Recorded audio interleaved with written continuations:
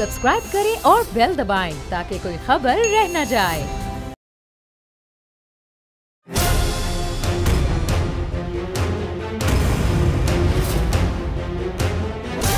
From the Islamabad studios of Bold Network, it's time for Jameel Farooqi on National Debate.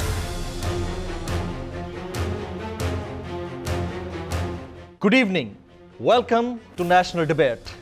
Pakistan Tehreek Insaf की हुकूमत को कमोबेश 3 साल का अरसा हो चुका है। इस 3 साल के अरसे के दौरान सबसे अहम सवाल, सबसे बड़ा सवाल जो पब्लिक पूछती है, आम आदमी पूछता है, चाहे उसका ताल्लुक पढ़े लिखे तबके से हो या ना हो, पूछता है कि हुकूमत की कारकर्दगी के बाद क्या आपको इस 2.5 या पौने 3 साल के दौरान नए पाकिस्तान का कहीं कोई अक्स नजर आया? ना, नजर नहीं आया। यह सवाल एक आम आदमी से पूछा जाता है, यह सवाल एक जर्नलिस्ट से भी पूछा जाता है, यह सवाल एक दानिश्वर से भी पूछा जाता है, लेकिन इसका जवाब नदारत। उसकी वजह यह है कि आप वो लोग थे जिन्होंने वादे किए थे, आप वो लोग थे जिन्होंने सब्ज बाग दिखाए थे, आप वो लोग थे जिन्होंने ये दिखाया था कि हमने जनूबी पंजाब को सूबा बनाना है। आज पौने 3 साल हो चुके, सूबे की तरफ पहला स्टेप बड़ी मुश्किल से लिया गया है। आप वो लोग हैं जिन्होंने कहा था कि हमने यकसा निज़ाम तालीम वज़ा करना है। आज पौने 3 साल हो चुके, आपसे यकसा निज़ाम तालीम तो दूर की बात, यकसा यूनिफॉर्म तक वज़ा नहीं हो सका है। आप वो लोग थे जिन्होंने कहा था कि यकसा मेरिट का निज़ाम वज़ा करना है। आज पौने 3 साल हो चुके, हम अपनी आंखों के सामने हर डिपार्टमेंट के अंदर मेरिट की धज्जियां उड़ते हुए देखते हैं। अब रोना किस बात पर हो रहा है? रोना इस बात पर हो रहा है कि 2.5 साल गुजर गया, पौने 3 साल गुजर गए, अगले 2.5 साल गुजारने हैं तो कैसे गुजारने हैं? आपने कहा था हमने IMF के पास नहीं जाना है। आज आप अगले 2.5 साल की इंडिकेशंस और पैरामीटर सेट करते हैं कि IMF ने आपसे क्या क्या डिमांड्स कर रखी हैं। आपने कहा था कि हमने माफियाज के आगे घुटने नहीं टेकने हैं।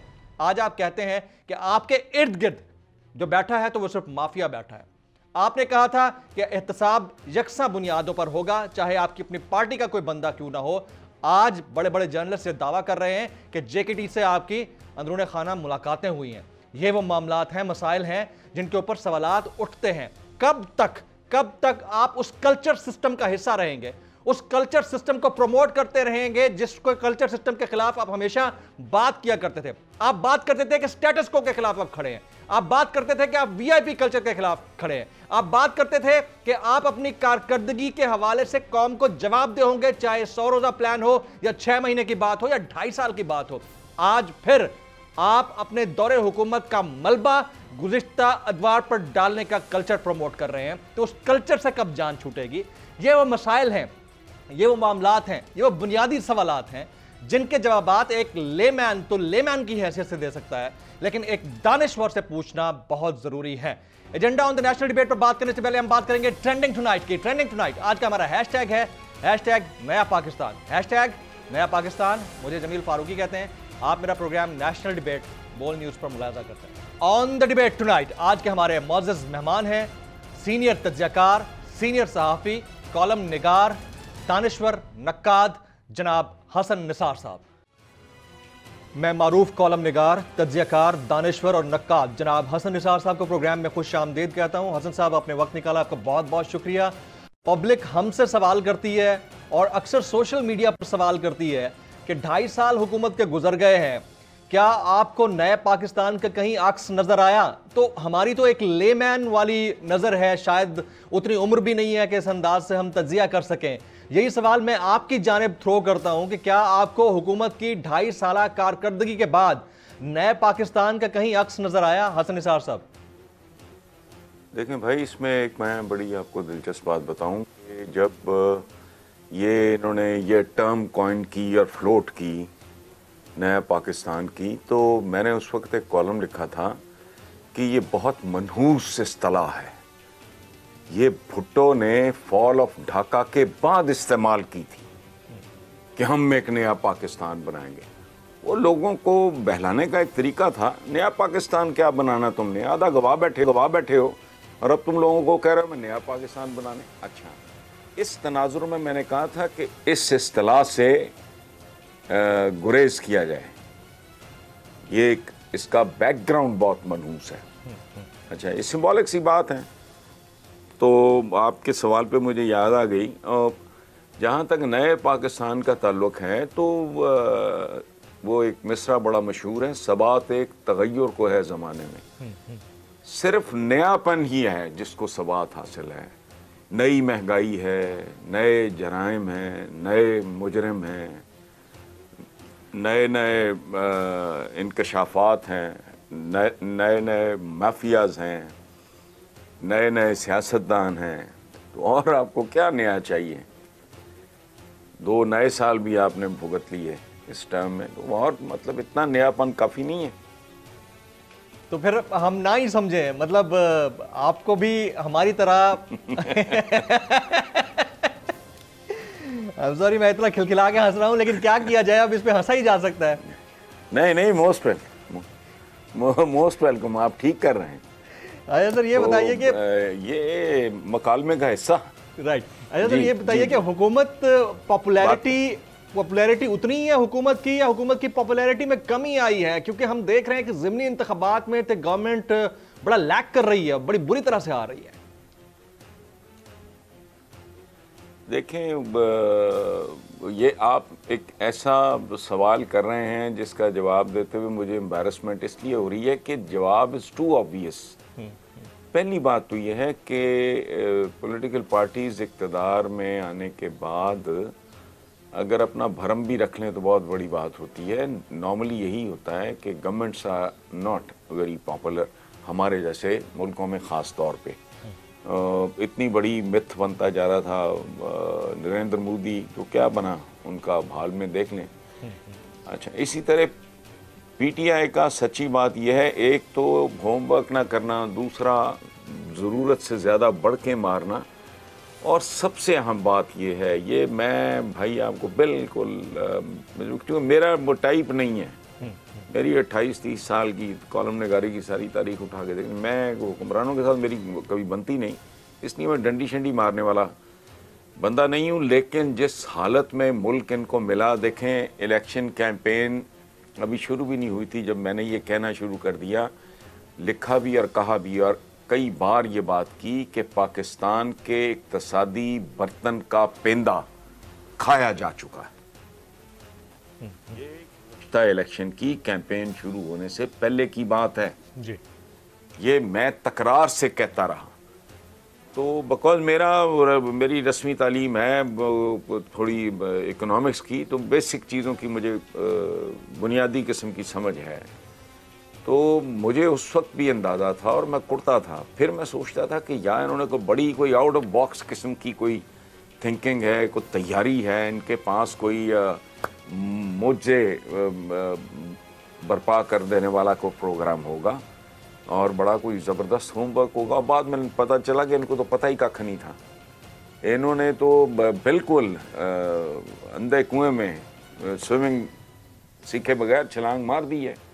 तो मुल्की हालात जैसे थे, देखें बात सुने, अभी यूएनडीपी की रिपोर्ट आई पिछले दिनों, हफ्ता भी नहीं हुआ मेरा ख्याल है जी, कि पाकिस्तान के 50% से ज़्यादा वसाइल पे एक मनहूस किस्म की अशराफिया जो है वो काबिज़ हैं। ठीक है, ये तो हो गई आपकी अशराफिया। दूसरी तरफ वर्ल्ड बैंक की रिपोर्ट है, उसको भी हफ्ता नहीं हुआ कि पाकिस्तान में रोज़ाना 20 करोड़ लीटर से ज़्यादा जाली दूध,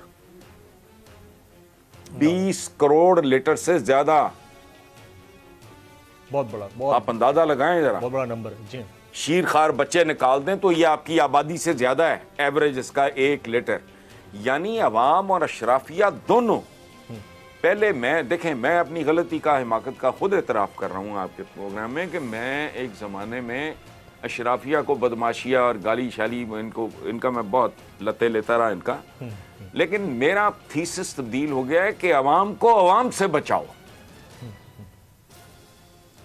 एक ऐसा मुल्क जिसके बड़े से लेके छोटे तक, खास से लेके आम आदमी तक, अशराफ से लेके अजलाफ तक, वो अगर बोटियां नोचने पे लगे हुए हैं तो उसका फिर वो शौकत तरीन जो है इनके वजीर खजाना, उन्होंने ठीक ही कहा जी कि 5% अगर आपका जीडीपी नहीं बढ़ता तो फिर 4 साल के अंदर अंदर फिर मुल्क का अल्लाह ही हाफिज है, फिर मुल्क का अल्लाह ही हाफिज है। एक घर जिसके जिसके मकीन, जिसके बुजुर्गों से लेके बच्चों तक उसको तोड़ने फोड़ने पे तुले हुए हों, उसको कौन आके बात से बचाएगा?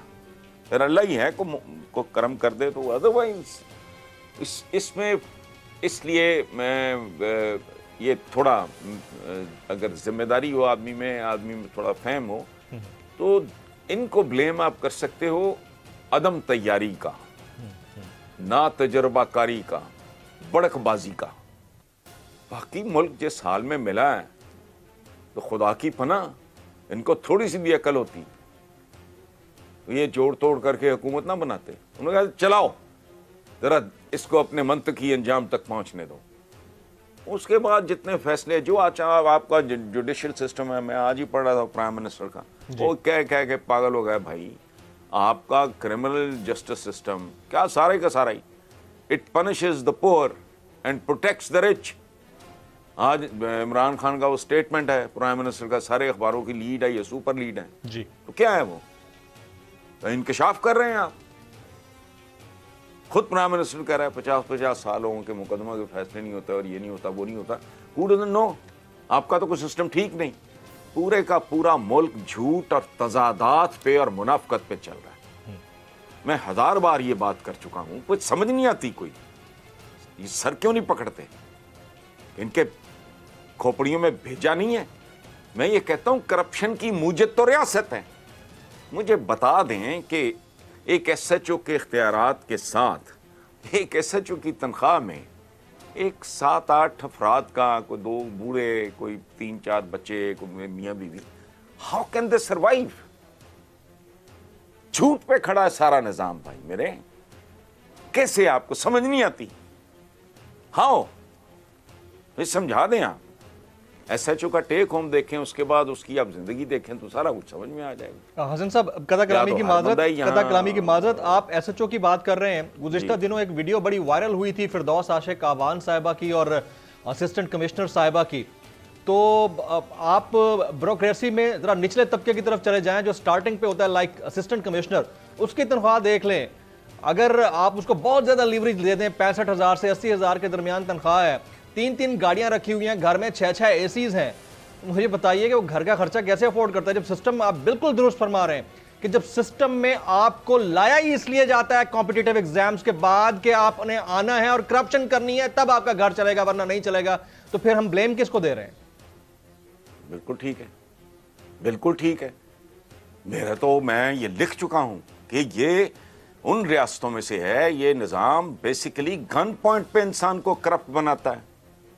वो तुम अंधे हो। एक बहुत आलीशान इदारा बना था, मैं बड़ा, हालांकि मैं बहुत ज्यादा तनकीद करता था, लेकिन मैंने उसको बहुत अप्रिशिएट किया, पंजाब फूड अथॉरिटी। जी जी।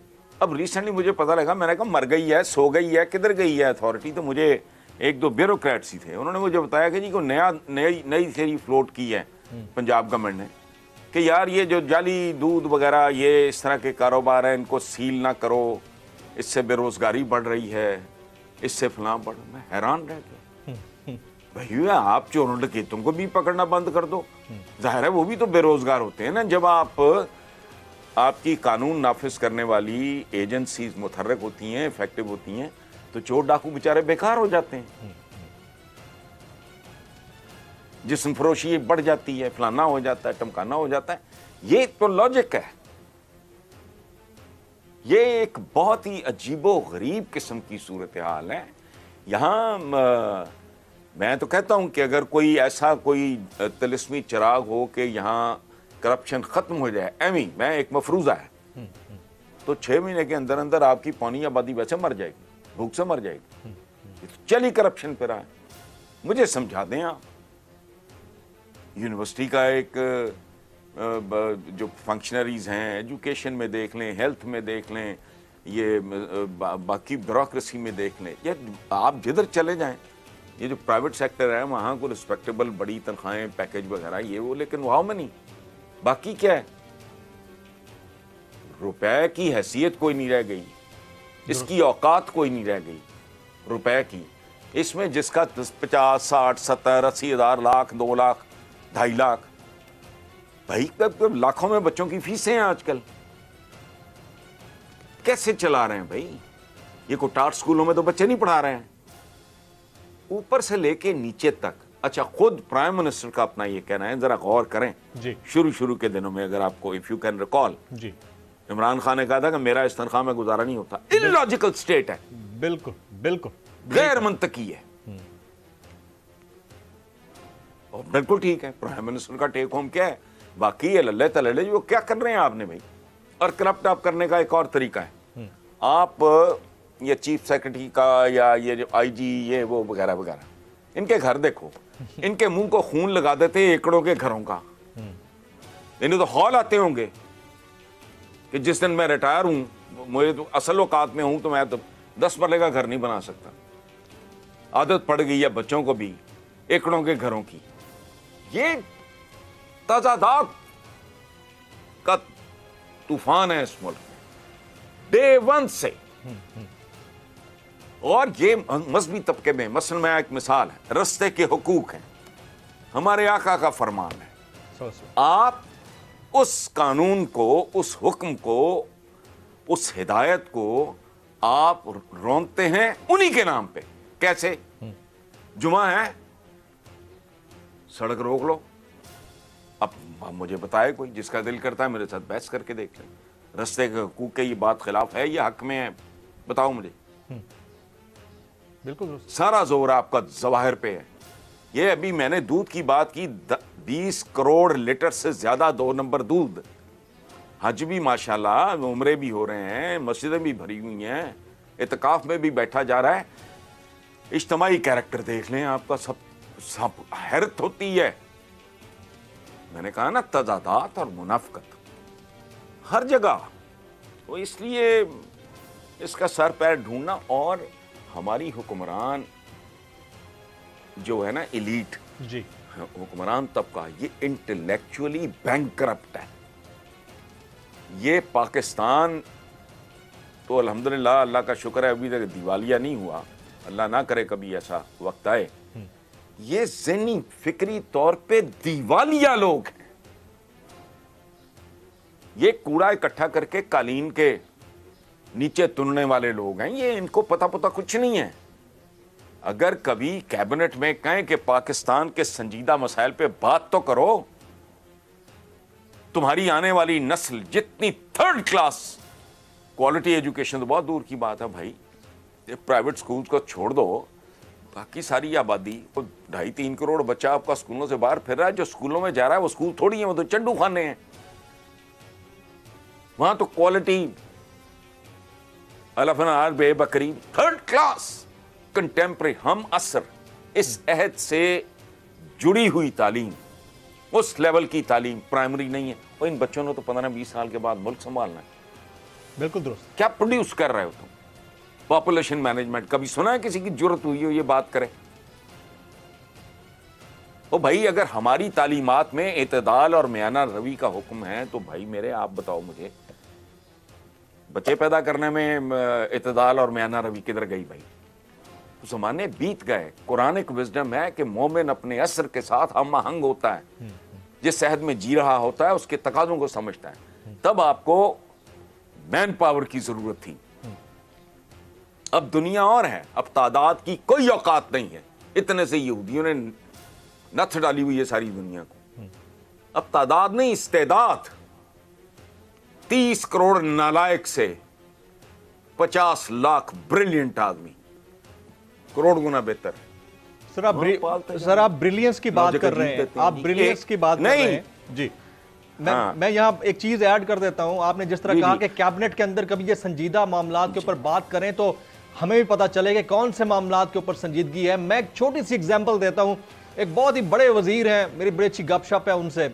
वो मेरे पास ऑफिस में बैठे थे, प्रेस कॉन्फ्रेंस से पहले, पीआईडी में प्रेस कॉन्फ्रेंस से पहले मुझसे पूछ रहे हैं कि यार बताओ आज मेरे प्रेस कॉन्फ्रेंस के पॉइंटर्स क्या होने चाहिए। मतलब how cosmetic such kind of press conferences are. I mean के पता ही नहीं है इनको कि इन्हें करना क्या है, मतलब इनकी लाइन ऑफ एक्शन क्या होना चाहिए। मैं ब्लेम सिर्फ पीटीआई को नहीं दूंगा, जितने का जितना आवा है ना सर, मैं जिन जिन से मिला हूं, मुझे इंतहाई सतही सोच के लोग नजर आते हैं। मैं तो कहता हूं कि आप जैसे किसी सीनियर्स को बिठा लें तो आप उससे कई गुना ज्यादा बेहतर आप उनको आइडियाज दे सकते हैं कि यार इन पे बात करें और काम करें इसके ऊपर। नहीं नहीं, हमने क्या आइडियाज, ये तो इस काबिल भी नहीं है कि इनसे आइडियाज डिस्कस किए जाएं। अच्छा, रिलीजियस एलीट है हमारी, उनकी अप्रोच क्या है जी कि बच्चा जब पैदा होता है तो मुंह एक हाथ दो होते हैं। बिल्कुल सही। उनको समझ ही नहीं आ रही। 22-24 साल तक बच्चा बहुत बड़ी इन्वेस्टमेंट मांगता है, फिर कहीं जाके ये 2 हाथ किसी जोग्य होते हैं, वरना ये गदागरी के काम आते हैं। कोई नहीं है जो इनको कोई शटअप कॉल दे या बताए कोई बात करो, कल लॉजिक हमारे साथ बैठ के गुफ्तगू करो, पता लगे तुम क्या कह रहे हो। कुछ भी नहीं, एक मुंह है जी, 2 हाथ है। 2 हाथ कासा कशकोल उठाने के लिए हैं। हाथ में अगर हुनर नहीं हो तो वो गदागर का हाथ होता है। साबित हो चुका है, फिर ढीठों की तरह नहीं मान रहे। इसलिए अपना मुल्क और इसके मुस्तकिल किस्म के करंट अफेयर्स मैं कहता हूं मुस्तकिल किस्म के करंट अफेयर्स जो है ना, उन पे गुफ्तगू ना किया करें। कोई एकेडमिक सी, कोई अच्छी, कोई भली, कोई खूबसूरत बात, कोई और तरह की बातें, इसके बारे में रोज यही बातें करके। सर मैं एकेडेमिया की तरफ ही आ रहा हूं, मैं उसी तरफ ही आ रहा हूं। मैं चाह रहा था आपका इनपुट लेना, क्योंकि बार बार लोग हमसे पूछते हैं और वो समझते हैं कि शायद हम दानिश्वर हैं, लेकिन हमारे असातिज़ा में से तो आप हैं। असल दानिश्वर तो आप हैं, आपसे पूछना बनता है। आप कुछ बताएंगे तो लोगों को पता चलेगा जी एक्चुअलिटी में हो क्या रहा है। जिस तरह अभी आपने एक बड़ी जबरदस्त बात की, आपने कहा कि इनको जो गवर्नमेंट मिली थी वो बिल्कुल एक स्क्रैप था और इनको इस मुल्क को इस तरह सही तरीके पर चलाना बड़ा मुश्किल हो गया। इनकी इल प्रिपरेशन और इल कॉम्पिटेंस के ऊपर तो हम बात कर सकते हैं, इनकॉम्पिटेंस के ऊपर बिल्कुल ठीक कह रहे हैं। लेकिन अगर आज 2.5 साल के बाद भी कोई करता धरता पुरानी हुकूमतों के ऊपर मलबा डाल रहा है और वही कल्चर रिप्रेजेंट कर रहा है जो आज से 10 साल पहले लोग रिप्रेजेंट कर रहे थे, तो फिर फर्क क्या रहा सर? कोई फर्क नहीं, इज द सेम मटीरियल। मुझे जब कोई किसी के बारे में कोई बात, पता नहीं किसके हवाले से कोई बात, पिछले दिनों किसी खास इदारे के हवाले से, कि 2-3 दिन पहले की बात है, मुझे वो बात भूल गई, तो मैंने कहा भाई तुम अलहदा करके क्यों देख रहे हो, ये हमारे ही बेटे बच्चे भाई हैं। एक जिस्म की हम मुख्तलिफ, एक लागर बदन की, एक बीमारियों के मारे हुए जिस्म के मुख्तलिफ आज़ा हैं, तो कैसे एक्सपेक्ट कर सकते हो। मैंने तो मिसाल भी दी बड़ी पैड़ी के भी, टाइटैनिक जब डूबता है तो ये थोड़ी है कि फर्स्ट क्लास पैसेंजर्स जो हैं, या जहाज़ जब क्रैश करता है तो उसमें ये होता है कि जी क्लब क्लास और फर्स्ट क्लास के पैसेंजर्स जो हैं उनका क्रैश नहीं होगा, इकॉनमी जाएगी, वो सारा कुछ जाता है। जब ज़वाल आए तो पूरे कमाल में आए, ये है उसूल। अरूज पे अरूज आए तो आपका सब कुछ ही अरूज पे होता है। आपके यहाँ ज़रियाब जैसे मौसीकार भी पैदा होते हैं, मुफक्कर भी पैदा होते हैं, जंगजू भी पैदा होते हैं। स्पेन की बातें करते हैं, उस वक्त स्पेन की जो शराब थी दुनिया में, वो जैसे आजकल स्कॉच है, वो उस जमाने में वो समझी जाती थी। आपका सब कुछ ही आला होता है। जब जवाल आए तो फिर सब कुछ ही जवाल की जद में होता है। आपने अभी दानिश्वर की बात की, हम जैसे इस माहौल में दानिश्वर पैदा हो नहीं सकता, ये याद रखें। और बहुत तेजी से ये बात नंगी होकर सामने आ रही है। मुझे बताएं आप, एक बात मुझे बताएं जी। अभी कल की बात है, अभी कल तक की बात है यार। इस शहर की सड़कों पे, इस लाहौर की सड़कों पे मुनीर न्याजी होते थे, बाबा जहीर काश्मीरी होते थे, अहमद अदीम कासमी होते थे, कतील शफाई होते थे। यार सुभान अल्लाह, यहां सादकैन फिरा करता था, बेशक यहां शाकिर अली होता था। अब उन्हीं की निशानियों में से कोई एक दो, जफर इकबाल साहब हैं उधर कराची में, इफ्तिखार आ रहा है, मतलब खुशहाल जिंदगी दे, बाकी वीराना है। बिल्कुल बाकी वीराना। आजकल हसन साहब आपकी इजाजत से आपने एक बड़ी जबरदस्त बात की कि दानिश्वर आना बंद हो गए हैं। आपकी इजाजत से मैं यहाँ एक ब्रेक लूंगा, एक ब्रेक के बाद जब वापस आएंगे तो ये बड़ी लॉजिकल बात है। आप देखें इतनी बड़ी लिस्ट बयान कर दी हसन साहब ने कि ये लोग हमारे लाहौर शहर की सड़कों के ऊपर होते थे, वहाँ बैठकर चाय पीते थे, और अब दानिश्वर पैदा होना क्यों बंद हो गए हैं और इसका बुनियादी वजह क्या है। ये बड़ी एकेडमिक बात है, इसको समझने की ज़रूरत है। इस पर बात होगी हसन साहब से एक ब्रेक के बाद। साथ रहिएगा।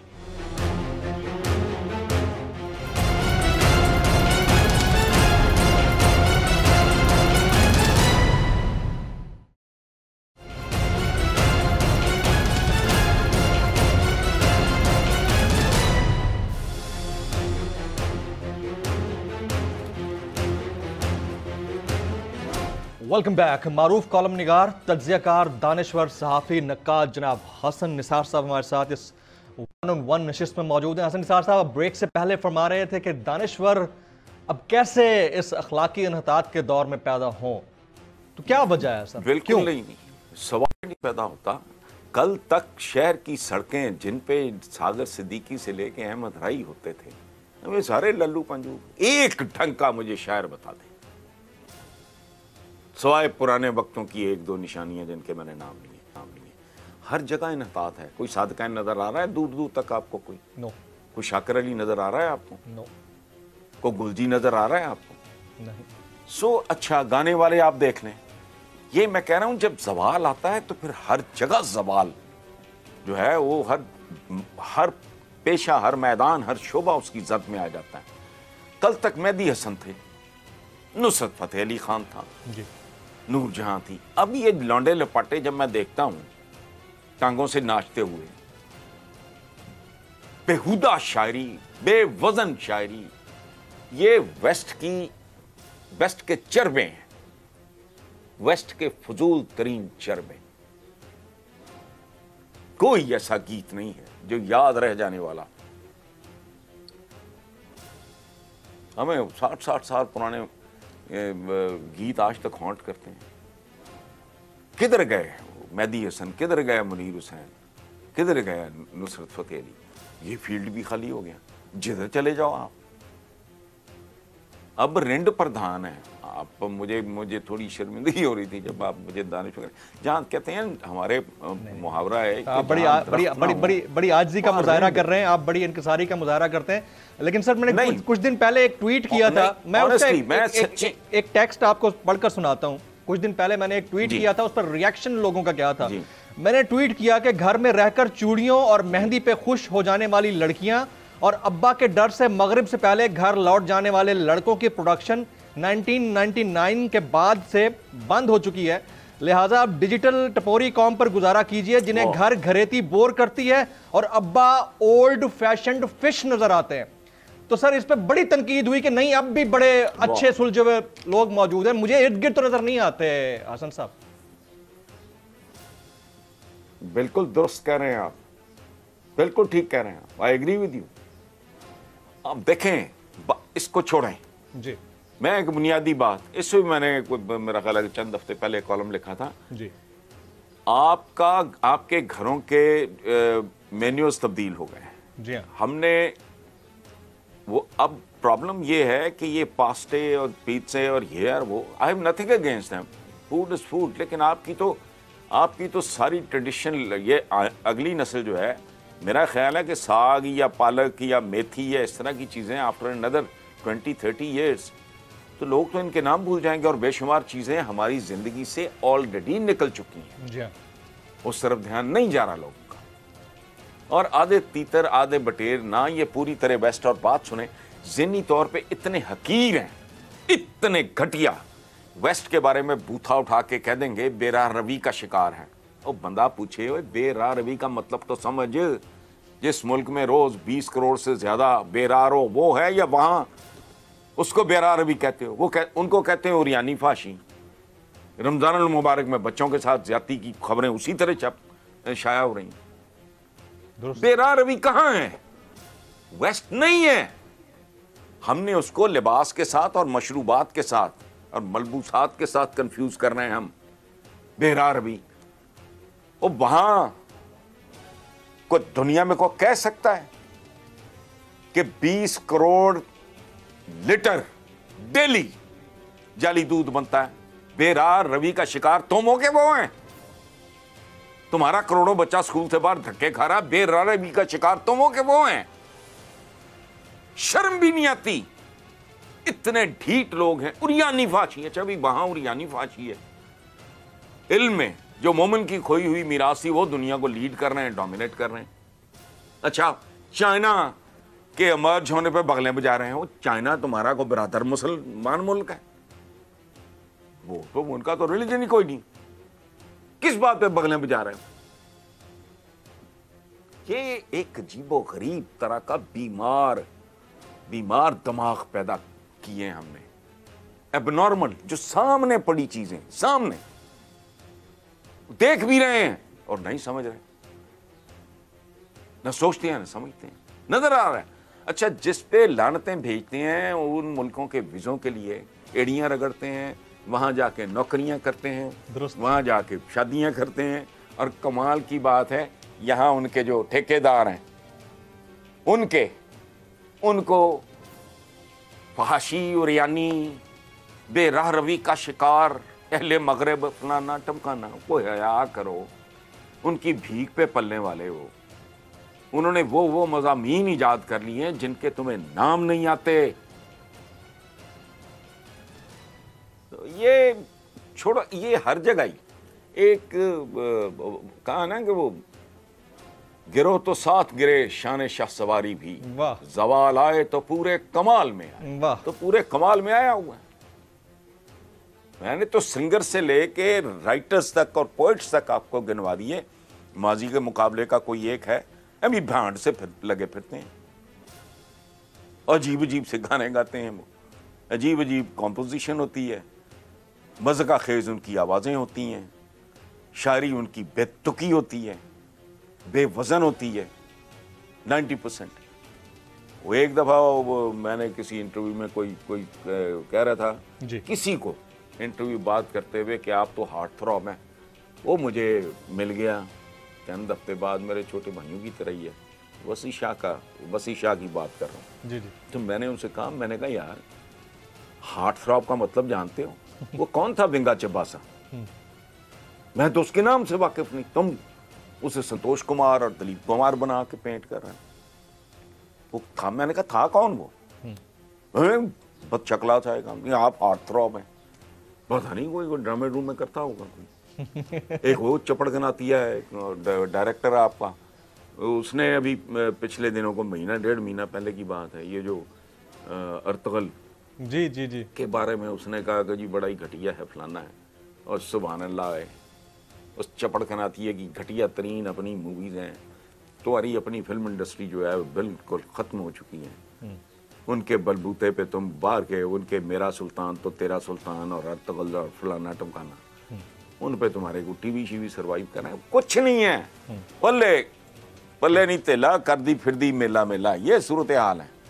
और ये सिर्फ सियासतदानी नहीं है, और ये सिर्फ आपकी इलीट ही नहीं है जी, हम सब के सब एक, वो कहते हैं ना मुनाफकत के समंदर की मछलियाँ, इससे ज़्यादा कुछ नहीं है ना। कोई इंटेलेक्ट है, यूनिवर्सिटियाँ जाके देखें, अजीब कबाड़ खाने हैं। मैं सिंडिकेट का मेंबर हूँ, देर बाद गया, 5 साल मारा ऑनर्स के चक्कर में गए थे हम, 3rd ईयर में यूनिवर्सिटी ज्वाइन की, पहला था हमारा।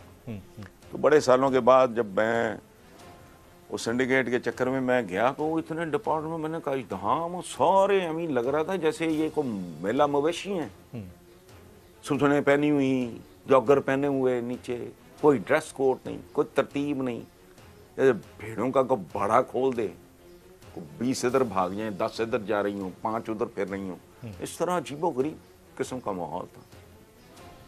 हसन साहब, अब आपके तो तालीमी इदारों का जी, लड़की लड़के में इतना फासला हो। अच्छा, वही बच्ची कल अगर पढ़ने जाएगी, डॉक्टरेट करने जाएगी बाहर, वो तो 6 महीने पहले में उसका ब्रेन हेमरेज हो जाएगा। वो एक नॉर्मल दुनिया में जो माहौल होता है उसमें जाएगी, यहाँ से अगर जाएगी तो उसका तो ब्रेन हेमरेज होना है। कोई सर पैर नहीं है, झूठ पे झूठ बोले जा रहे हैं। आपको लगता है ये खुद पसंदी की वजह से है, या फिर हम अपने आप को तसल्ली देने के चक्कर में दुनिया से कंपीट करने की पोजीशन में नहीं है, बस अपनी एक सिस्ट बनाई हुई है, उसी के अंदर रह रहे हैं? नहीं, ये बुनियादी तौर पे जहालत, बदतरीन जहालत और मुनाफकत, इन 2 चीजों का कॉम्बिनेशन है इस मुल्क में जो चल रहा है। ये जो फवाद चौधरी ने वो जो लड़ाई लड़ी, वो ठेका लिया हुआ है तुमने चांद देखने को, किस जमाने में कैसी बातें कर रहे हो यार, को खुदा का खौफ करो। मोनोपोली है, मैं चांद देख रहा हूं, तो किनके टूल से चांद, उनको तो 1000 साल बाद का चांद का भी पता है, कब निकलना है और कितने बजे गुरूब होना है, और कब, ये कख भी नहीं, एवं ढकोसले से बनाए हुए हैं, कोई असर हाजिर की। देखें, अली शरीती साहब का एक जुमला है, मुझे हॉन्ट करता है वो जी, उन्होंने कहा था कि दीन के हवाले से उन्होंने बात की थी, changing rules for the changing needs and unchanging rules for the unchanging needs. मुसलमान की तो डेफिनेशन, मोमिन जो है वो अपने अहद के साथ हम आहंग होता है। ये शरीयत शरीयत करते रहते हैं, शरिया का मतलब इनको पता है? पढ़े लिखे जो है ना, सो कॉल्ड, हर तीसरा बंदा अल्लामा है यहाँ, कुछ समझ नहीं आती। ये अल्लामा का टप्पा भेड़ों पे कौन लगाता है? ये कैसे तैयार होते हैं, कहाँ बनते हैं? जरा मुझे भी बड़ा शौक है इसी नोट से मैं पता करा के बताएं। इसी नोट से कंटिन्यू करवाता हूँ। इसी नोट ब्रेक लेता हूँ, ब्रेक का वक्त हो जाता है। ब्रेक के बाद जब वापस आएंगे तो दो चीज़ें बड़ी इंपॉर्टेंट है। एक तो ये अल्लामा का ठप्पा कौन लगाता है, और दूसरा जिस तरह अली शरीयती का कॉल आपने बयान किया हसन निसार साहब ने, वैसे नबी अकरम सल्लल्लाहु अलैहि वसल्लम की हदीस भी है कि तुम अपने ज़माने के रिवाज के साथ चलो। तो अगर साइंटिफिक रिवोल्यूशंस हुई हैं, इनोवेशंस हुई हैं, तो उसको भी आप अपने दस्तरस में लाते हुए इस्तेमाल कर सकते हैं, बुरे कार ला सकते हैं। जब हम ये फ़ोन यूज़ कर सकते हैं, जब हम बड़े बड़े गैजेट्स यूज़ कर सकते हैं, यहूदियों की बनाई हुई एप्लीकेशंस यूज़ कर सकते हैं, तो वाई नॉट वो वाले टूल्स जिनसे आप चांद देख सकते हैं। आफ्टर दिस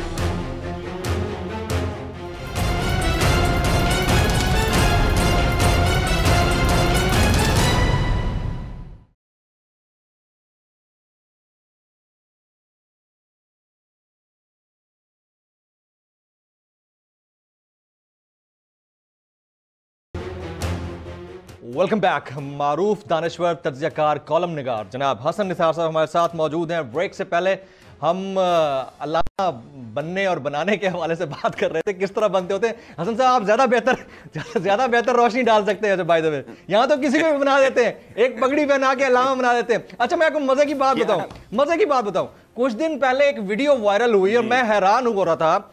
एक अल्लामा साहब ने, खुद साख्ता अल्लामा साहब ने कोई 10-20 किस्म के अपने मुक्तदियों को घेर के रखा हुआ था और उन्हें कह रहे थे कि ये कोरोना है ना, जो कोरोना, ये साइंस की कारफरमाई है, वरना इसका कोई वजूद नहीं है। वैसे वजूद तो उसका कोई भी नहीं है, लेकिन उन्होंने कन्विंस जरूर कर लिया अपने उन मुक्तदियों को। तो मैं आपसे पूछना चाह रहा हूं कि ये किस तरह के हम लोग हैं जो हालात हाजरा के साथ, उन एक्सेप्टेबिलिटी नहीं है हमारे अंदर के हालात के अंदर चल क्या रहा है, हाल के अंदर चल क्या रहा है।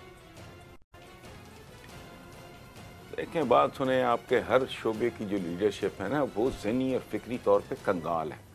अच्छा, और कमाल मैं जिस बात पे, कस्म पुरसी पे, अपनी बेबसी पे मैं कुड़ता हूँ, वो मुझे जहालत पे नहीं इतना गुस्सा आता जितना इस बात पे आता है कि एक नंगी हकीकत है सामने, वो तुम उस पे भी तुम्हें नजर नहीं आ रहा, तुम अंधे हो। कल तक तस्वीर हराम थी। बिल्कुल सही, बिल्कुल। अल्लामों ने तस्वीर को हराम, कैमरा हराम। आज पूरा मेकअप करके, गेटअप करके, पूरा एक ख़ास तरह का लिबास हो। मैं कहता हूँ जिनकी खुराक और लिबास ही आम आदमी से नहीं मिलता, वो उनकी रहनुमाई कैसी खाक करेगा। वो एक ख़ास तरह का हुलिया बनाया हुआ है। अच्छा, ना महरम लड़कियों के साथ बैठ के गुफ्तगू फरमा रहे होते हैं। कोई नहीं इस मुल्क में जो उस पर पूछे हुए तुम वही लोग हो ना जो कल तक इसकी मुखालफत करते थे। अच्छा, ये नंगे तादाद देख के गुजर जाते हैं, किसी के कान पे जूं नहीं रहती कि कोई बंदा पूछे कल तक। अच्छा, इनको पता ही नहीं है, खुदा की कसम, ये किस दुनिया में रहना है। मैं आपको एक दो बातें आपके साथ शेयर करूंगा। I was shocked. प्लीज। आने वाले दिनों में समुद्रों में शहर बनेंगे। हम ढीटों की तरह जब नई कोई दिमाग उल्टा देने वाली इजाद आती है तो आदि होकर समझते हैं ठीक है, वो मजाक है कि मेरा कोई अजीज ऑस्ट्रेलिया में बैठा है, हजारों मील दूर है, फोन पे बात कर रहे हैं, शक्लें भी देख रहे हैं, तो मौत नहीं पड़ती। मुझे तो आज तक यकीन नहीं आ रहा। ढीटों की तरह इस्तेमाल शुरू कर देंगे, डंगरों की तरह, कोई सोचता ही नहीं। अब मैं कह रहा हूं कि जेरे आब शहर तो भाई कुर्राए अर्ज पूरे का पूरा तो है ही पानी। तकरीबन 70% मेरा ख्याल है पानी है, बाकी खुश्की है। वहां बस्तियां आबाद होंगी। खुदा का खौफ करो, ये वो लोग हैं इनके फरिश्तों को भी नहीं पता कि आने वाले दिनों में एनर्जी सोलर, तो एक तो सोलर है ना, ये जितने सुनामीज होंगे, जितने जलजले होंगे, इनमें से एनर्जी निकाल ली जाएगी। ये किधर बैठे हुए हैं? हमारे अच्छे खासे लोग भी उन लोगों का हवाला देने से बाज नहीं आ रहा है, ढीठों की तरह। सर ये जो मुकम्मल तौर पे रहते हाजिर में इररेलेवेंट हो चुके हैं। ये किधर बैठे हुए हैं, इसकी मैं आपको मिसाल दे देता हूं। कुछ दिन पहले फकीरू सोलंकी ने एक मुजस्समा बनाया बाबा कौम का, और वो ज़ियारत रेजिडेंसी के बाहर वहां पर लगाया गया। मैंने उसकी पिक्चर और उसके साथ चंद कमेंट्स ट्वीट किए, वो बड़ा सुपर वायरल हुआ। और उसके साथ अक्सरियत लोगों की क्या जवाब दे रही थी, वो कह रही थी अच्छा तो अब इस कौम को मुजस्समों की पूजा पर लगा दिया जाएगा। तो मैं हैरान इस बात पर हुआ हूं कि आपके लिए तो तस्वीर मना थी, आपके लिए तो मुजस्समे मना थे, लेकिन उसकी इंटेंट को देखना था ना, कि आपने उसके आगे सजदा नहीं करना। ये तो नहीं था कि आप अपने बुजुर्गों की जो है तस्वीर कशी मत करो या उनके बुत मत बनाओ, ये तो नहीं था। ओहो, नहीं, ये वो लोग हैं, जब ये पागलों ने अफगानिस्तान में बामियान में, मेरा ख्याल है जी, गौतम बुद्ध के मुजस्समे तोड़े, तो मैं इतना परेशान हुआ कि ये ज़हनी तौर पे इतने डंगर, जाहिल, पैदल दौलत शाह के चूहे हैं, जिनको बुत और मुजस्समे में फर्क नहीं पता। मुजस्समे की पूजा हो तो वो बुत बनता है, एब्सोल्युटली, वरना सारे आसारे कदीमा सारे मिटा दो। लेकिन नहीं, इनके पले नहीं पड़नी ये बातें। ज़हनी तौर पे चूंकि बांझ हैं, बंजर जमीन पे आप बीज डालो, पानी डालो, गोडी करो, जो मर्जी कर लो, उस पे तो उगना ही कुछ नहीं। ये बंजर ज़हन लोग हैं, ये कंटेम्प्रेरी लोग हैं ही नहीं। अच्छा, ये हजरत उमर से भी आगे निकल रहे हैं, सुभान अल्लाह। उन्होंने वो जब मिस्र फतह हुआ तो उन्होंने तो नहीं कहा कि ये मुजस्समे तोड़ दो, मुजस्समा तो बुत बनेगा तो फिर आप बुत शिकनी करो, लेकिन मुजस्समा का डेकोरेशन पीस है। मेरे पास पड़ा है मौलाना रोम का, टर्की से, यहाँ कमरे में, और एक से ज्यादा पड़े हैं। उनके दरवेशों के वो जो डांसिंग नहीं होते, वो जो फ्रॉक से पहने होते, जी जी, उनके मुजस्समे पड़े हैं, मेरी स्टडी में पड़े हैं। क्या फजूल बातें हैं।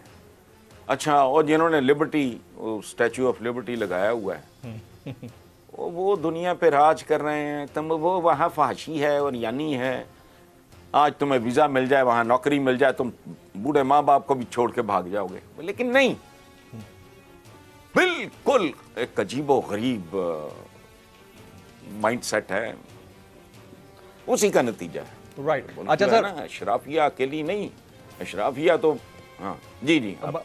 एक दो सवाल और मैं पूछ लेता हूँ कि बड़े इंपॉर्टेंट है। एक तो ये बताइए, अब ये भी सवाल मुझसे पूछा गया कि आपसे पूछना है, तो मैं आपसे पूछ रहा हूँ कि वैसे by the way I don't want to poke my nose into the current affairs, but पूछना जरूर है। वो कहते हैं कि हुकूमत की सबसे बड़ी कामयाबी क्या है, और आपकी नजर में हुकूमत का सबसे बड़ा फेलियर कौन सा है? हुकूमत की सबसे बड़ी कामयाबी ये है कि इन्होंने नीम मुर्दा नून लीग में और सुकड़ी हुई पीपल्स पार्टी में इन्होंने जान डाल दी है। ये कामयाबी है, ये तो हो गई इनकी ये इनकी सबसे बड़ी कामयाबी। अच्छा, सबसे बड़ा फेलियर सर? सबसे बड़ा फेलियर ये है कि लोगों, वो फेलियर भी है, लेकिन मेरे नज़दीक वो उसमें कहते हैं ना, कुबड़े को लात रास आ गई। वो है कि कोई अगर कोई माड़ा मोटा को लोगों का को फेथ रह गया था सियासतदानों में, इस कम्युनिटी से नफरत अपनी मेराज पे चली गई है। मेरे नज़दीक वो इनका फेलियर है। ये बहुत दर्दनाक बात भी है, लेकिन पाकिस्तान में जिस तरह का मटेरियल अवेलेबल है, बिल्कुल ठीक। कुछ है, बाकी आई डोंट नो। जी जी, रिफॉर्म्स एक लफ्ज इस्तेमाल होता है, इस्तिलाहात या इस्लाहात करने के लिए लफ्ज इस्तेमाल होता है। ये लफ्ज, इस लफ्ज से अवेयर भी हैं वो लोग जो रिफॉर्म्स करते हुए चढ़ दौड़े ऐवान सियासत के ऊपर और आ भी गए, उनको क्राउन भी मिल गया, लेकिन उसके बाद फिर वही जो रिफॉर्म्स की बात आती है तो मुझे तो हंसी आती है। मुझे तो उनमें रिफॉर्म्स वाली बात, उसका आर तक समझ नहीं आता कि रिफॉर्म्स कर क्या रहे, करना क्या चाह रहे। आपको समझ आता है सर? नहीं, रिफॉर्म्स इस मुल्क में कतन नहीं, सवाल ही नहीं पैदा होता। उसकी वजह है जी, ये जो मुल्क है, देखें डॉक्टर इशरत इनकी कैबिनेट का हिस्सा हैं, साबिक गवर्नर, उनकी किताब है इक़्तिदार से पहले की, गवर्निंग दी अनगवर्नेबल। जी जी, मैंने पढ़ी। इस्लाहात से केस बहुत आगे निकल गया है। आपको बुनियादी जौहरी तब्दीलियां लानी पड़ेंगी। ये इस्लाहात का केस ही नहीं रह गया, कतई नहीं। जिस मुल्क का वजीर आज़म उस मुल्क के 74 साल के बाद ये कह रहा हो, आज के अखबारों की बात कर रहा हूँ जी, कि यहाँ ताकतवर को कानून कुछ नहीं बिगाड़ सकता, तो जहाँ कानून ही नहीं है इसका मतलब क्या हुआ? हैराकी है, एक अजीबो गरीब एक बेसरोपा सा कारोबार है जो चल रहा है। रिफॉर्म्स वाला काम कोई नहीं है। इस बदी के पेड़ को उखाड़ के पूरा जो सिस्टम है ना, पूरे का पूरा, अभी तनख्वाहों और इख्तियारात के मैंने उस हवाले से बात की, तो वहाँ से लेके आप चले जाएं, आपकी यूनिवर्सिटियों का हाल, आपकी एजुकेशन का हाल, आपकी पॉपुलेशन का हाल, तो खुदा की पनाह दिस काइंड ऑफ पॉपुलेशन। आपका वजीर खजाना यार दूसरा मेरा ख्याल है आम तरीन आदमी होता है या होना चाहिए, खास तौर पे पाकिस्तान की जिस तरह की इकॉनमी है जी। वो अगर कह रहा है कि अगर इतना ये नहीं होता, अगर GDP 5% तक का टारगेट अचीव नहीं होता तो 4 साल में मुल्क का खुदा हाफिज, तो यहाँ आप क्या कैसी रिफॉर्म्स की बात करें? कहाँ रिफॉर्म करोगे? अगर पाकिस्तान एक जिस्म की मानंद है, इसके हर मसाम पे फोड़ा है। अब कोई तबीब आए को बहुत ही आला दर्जे का, कंटिन्यूटी हो, बेसिक इश्यूज को समझा जाए, हमारे वही पल्ले नहीं है। हमारी बढ़के ही नहीं ख़त्म होने में आती। तुम कटे से हैं, भागे फिरते हैं, कामयाब तरीन लोग जो मरीख तक पहुँच गए। कल तक आसमान सुभान अल्लाह परिंदों फरिश्तों और क्या देवताओं के लिए होते थे, उन्होंने वहाँ नकब लगा दिए जाके। ये शायरी पे चीखे जा रहे हैं, मोहब्बत मुझे उन जवानों से सितारों पे जो डालते हैं कमांडर, मतलब क्या कमांड ये शमशीर सना अव्वल ताऊस और रुबाब आखिर, और शमशीर और सना किधर गए उनकी? हाँ, ताऊस और रुबाब, वही ताऊस और रुबाब की भी डेफिनेशन चेंज हो चुकी है भाई मेरे। शमशीर और सना की लड़ा दे ममोले को शाहबाज से। एक तो इन भड़कों ने मार दिया भाई। अल्लाह पाक ने ममोला डिजाइन ही नहीं किया, वो डिजाइन हुआ है शाहबाज की खुराक के तौर पे। तुमने उसको लड़वाने के टाइम से पहले मरवाना है। ममोले भागे थे ना, वो एब्सोल्युटली राइट, एब्सोल्युटली। सारी बात हसन निसार साहब, सारी बात अंडरस्टैंडिंग की है, क्योंकि देखें हमारे अफकार ने, हमारे असलाफ ने बड़ी बड़ी बातें की, 4 लिखे, इस कौम के लिए लिखे। अब उसको आपने अंडरस्टैंड किस अंदाज से करना है और दौरे जदीद के अंदाज से अपने आप को किस तरह ढालना है, ये अलग बात है। हम उधर ही रुके हुए हैं, उधर ही खड़े हुए हैं। यही वजह है कि मामलात हमारे लिए बड़े बड़े मसाइल के अंबार और पहाड़ खड़ा कर देते हैं। सीनियर तज्ज़ियाकार, दानिश्वर, नक्काद, कॉलम निगार और मारूफ राइटर जनाब हसन निसार साहब हमारे साथ मौजूद थे। सर, आपने इस एक्सक्लूसिव 1-on-1 नशस्त में हमारे लिए वक्त निकाला, आपका बहुत बहुत शुक्रिया। ख्वातीन और हज़रात, बात सिर्फ इतनी सी है कि ज़माने के जो अंदाज़ हैं वो बदले जा रहे हैं। आप और हमको अपने आप को भी बदलना होगा और वक्त के साथ साथ बदलना होगा, और वो वाली तब्दीली जिसकी हकीकी तौर पर ज़रूरत है, इनफरादी तब्दीली, वो आएगी तो इज्तिमाई की तरफ जा सकते हैं, वरना वो वही है चाल बेढंगी जो कल भी थी सो अब भी है। प्रोग्राम से जमील फारूकी को इजाज़त दीजिए।